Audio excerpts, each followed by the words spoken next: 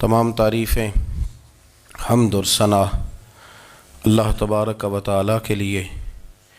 درود و سلام نبی اکرم نور مجسم شفیع معظم احمد مجتبیٰ جناب حضرت محمد مصطفیٰ صلی اللہ تعالی علیہ وسلم کی ذات والا صفات کے لیے حمد و صلات کے بعد مسلمان کا یہ عقیدہ ہے کہ ہمارا خالق اللہ ہے، ہمارا مالک اللہ، ہمارا رازق اللہ۔ جب یہ ساری چیزیں، ساری عطائیں، ساری نعمتیں اللہ کی ہیں تو پھر مسلمان کی ساری توجہ بھی اللہ ہی کی جانب ہونی چاہیے۔ اسے کوشش کرنی چاہیے کہ وہ ہر معاملے میں، ہر مسئلے میں، ہر پریشانی میں اپنی توجہ اپنے رب کریم کی جانب مبذول رکھے۔ انسان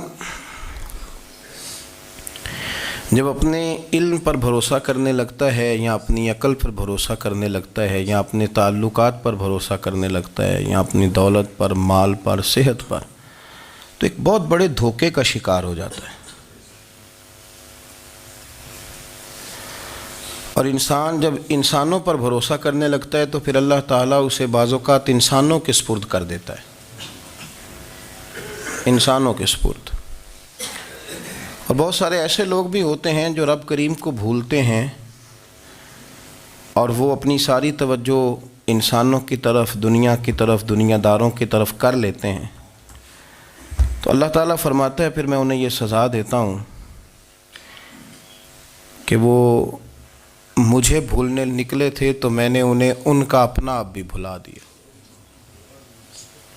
اپنا آپ بھی۔ سورہ حشر کو دیکھیے گا، فرمایا وَلَا تَكُونُوا كَالَّذِينَ نَسُوا اللَّهَ فَأَنسَاهُمْ أَنفُسَهُمْ۔ ان لوگوں کی طرح نہ ہو جانا جنہوں نے اللہ کو بھلا دیا تو اللہ نے پھر انہیں ان کا اپنا آپ بھی بھلا دیا، انہیں اپنی بھی ہوش نہیں رہی۔ وہ ایسے مسائل میں گھر گئے، وہ ایسی آزمائشوں میں الجھ گئے، وہ ایسی دنیا داری کے اندر الجھے کہ انہیں اپنا بھی پتہ نہ چلا۔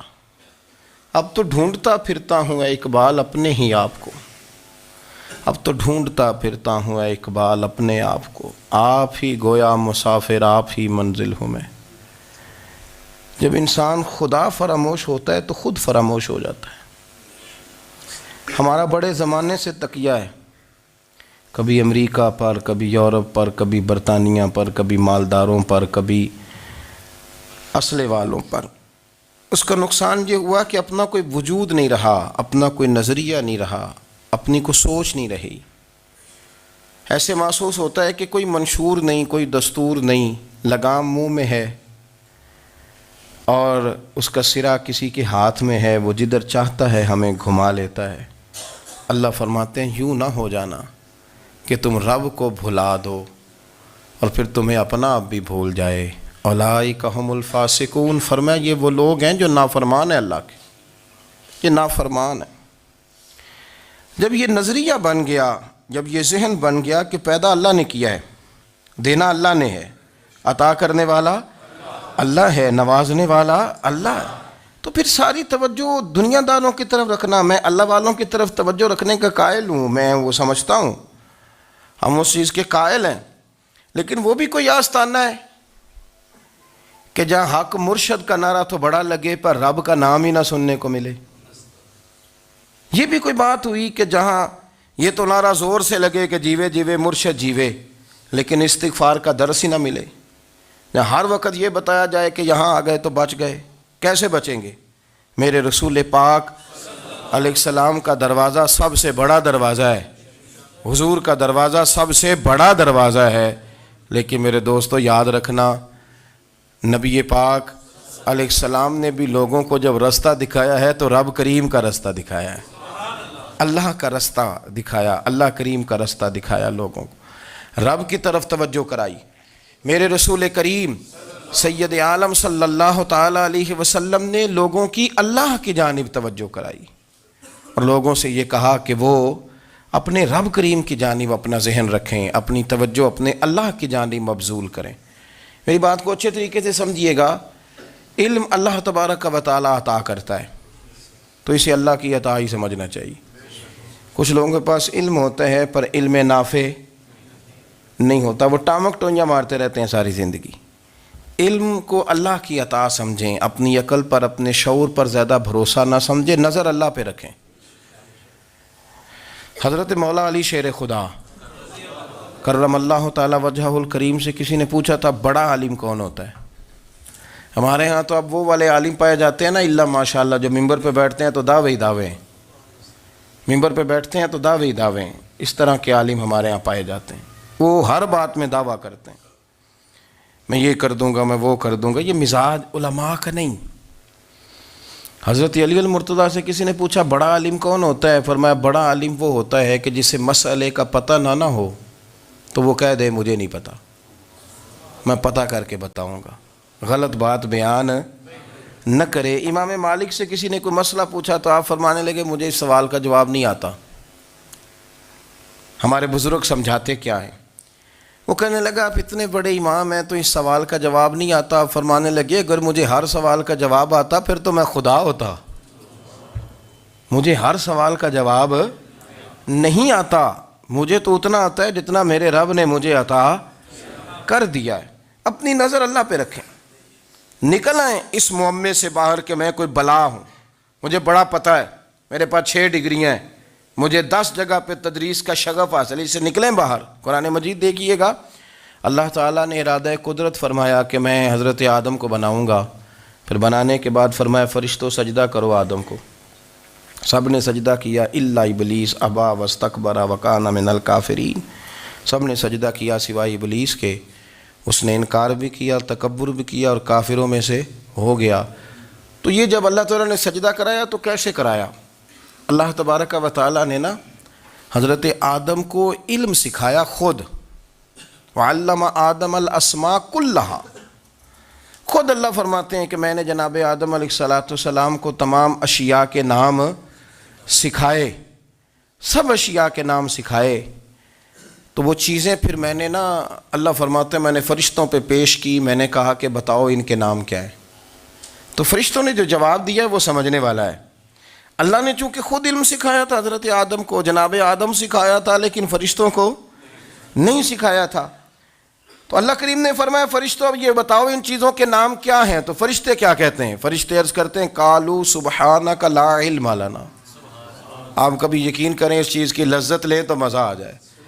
کہا قالوا سبحانک، کہنے لگے تو پاک ہے، قالوا سبحانک، کہنے لگے تو بھئی آدم علیہ السلام کو نام سکھا لیے، پھر فرشتوں کے سامنے وہ چیزیں پیش کر کے کہا ان چیزوں کے نام بتاؤ، تو فرشتے کیا کہتے ہیں؟ کہتے ہیں قالوا سبحانک، تو پاک ہے، لا علم لنا، ہمارے پاس کوئی علم نہیں، الا ما علمتنا، ہمیں تو اتنا پتہ ہے جتنا تو نے ہمیں سکھا دیا ہے، ہمیں تو اتنا پتہ ہے جتنا تو نے ہمیں، لا علم لنا، ہمارے پاس کوئی علم نہیں ہے، اتنا ہی پتہ ہے جتنا تو نے ہمیں سکھا دیا ہے، اس سے زیادہ ہمارے پاس علم۔ اور یہ کیوں تو نے ہمیں جتنا سکھایا اتنا پتہ ہے؟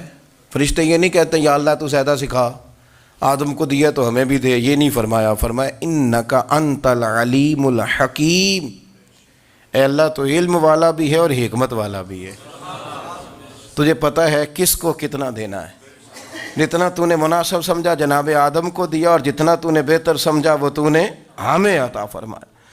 تو اگر آپ کے پاس علم ہے، کہیں نالج ہے، تو اس کو اللہ کی عطا سمجھیں۔ ہمارے ہاں بہت سارے لوگ بن کے بیٹھ جاتے ہیں، میں اکثر کہتا ہوں کہ پھر وہ دعوے کرتے ہیں میرے علاقے والے جاہل ہیں، میرے شہر والے جاہل ہیں، میرے خاندان والے پڑھے نہیں۔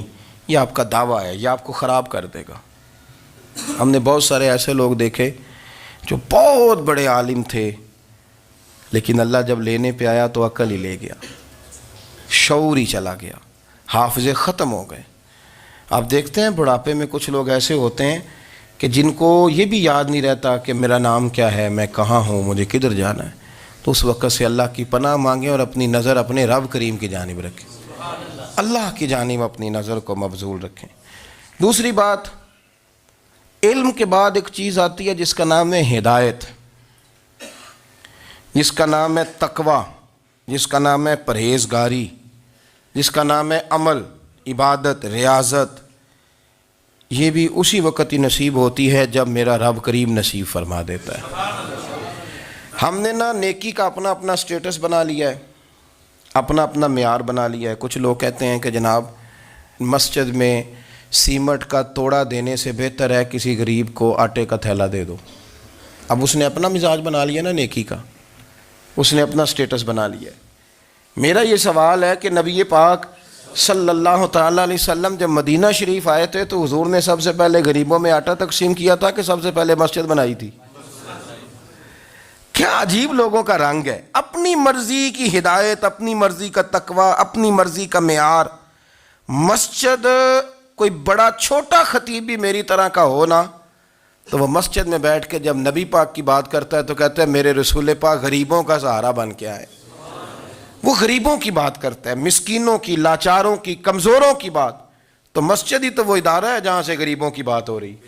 تو اب لوگوں نے غریب کو اور مسجد کو لڑانا شروع کر دیا، اس کو لڑاؤ کہ مسجد میں پیسے دینے سے بہتر ہے آپ غریب کو آٹے کا تھیلا دے دیں۔ آپ یہ کیوں نہیں کہتے کہ مسجد میں بھی آپ توڑا دیں ایک سیمٹ کا اور ساتھ غریب کو بھی خدمت کریں؟ یہ کیوں نہیں تقویٰ؟ اپنی اپنی مرضی کا مزاج، اپنی اپنی۔ کچھ لوگ کہتے ہیں چھوڑو جی، ساری زندگی انسان نماز پڑھتا رہے اور پھر گالیاں بھی دیتا رہے، بندہ داڑھی بھی رکھ لے اور جھوٹ بولنا بھی نہ چھوڑے، تو یہ آپ نے اپنے پاس سے تقوی کا معیار بنایا ہے۔ گالی دینے کا گناہ ہے اور داڑھی رکھنے کا ثواب ہے۔ تو اگر آپ داڑھی رکھے ہوئے ہیں اور آپ کوئی غلطی کر رہے ہیں تو اس سے آپ کی داڑھی کا ثواب ختم، اللہ کرے آپ کو سمجھ آئے میری بات۔ آپ کوئی غلطی کر رہے ہیں، داڑھی کا ثواب اس سے ختم، وہ اپنی جگہ پہ قائم ہے چیز۔ اپنی مرضی کا کیوں تقوی کا معیار بناتے ہیں؟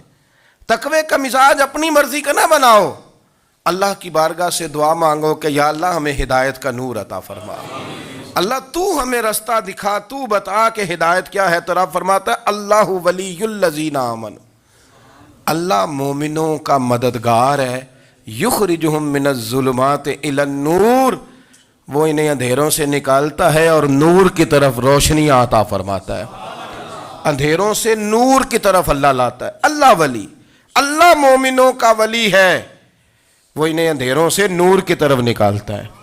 ہدایت ہمیشہ اللہ کی طرف سے سمجھے۔ جب وہ نماز کی توفیق دیتا ہے تو اپنے فضل سے دیتا ہے، جب وہ ذکر کی توفیق دیتا ہے تو اپنے فضل سے۔ ہم سمجھتے ہیں ہو جی فلانا نہیں پڑھ رہا بڑا بیوقوف ہے، فلانا نہیں پڑھ رہا، تو کیا اپنی عقل کے زور پہ پڑھ رہا ہے؟ میں جی اللہ کے فضل سے 2 سپارے پڑھتا ہوں، تو کس پہ احسان کرتے تو 2 سپارے پڑھ کے رویا کر۔ کہ اگر مالک تو بڑا قریب نہیں، بڑے لوگ ہیں جن کو پورا قرآن حفظ ہے پر انہیں پڑھنے کی توفیق نہیں، تو انہیں فضل کیا اور مجھے توفیق دے دی ہے پڑھنے کی۔ رویا کر، پڑھ کے رویا کر، راتی ساری کر کر زاری، وہ نیند اکھاں تھی توندے تے فجرے اوہی گناہگار کہاون سب تو نیوے ہوندے۔ مہربانی کریں، ڈریں، نیکی کریں تو پھر ڈریں، پھر احساس پیدا کریں، پھر اپنے اندر وہ کمزوری لائیں، کہیں توبہ توبہ مجھے تو پتہ ہی نہیں، تو جانتا ہی نہیں۔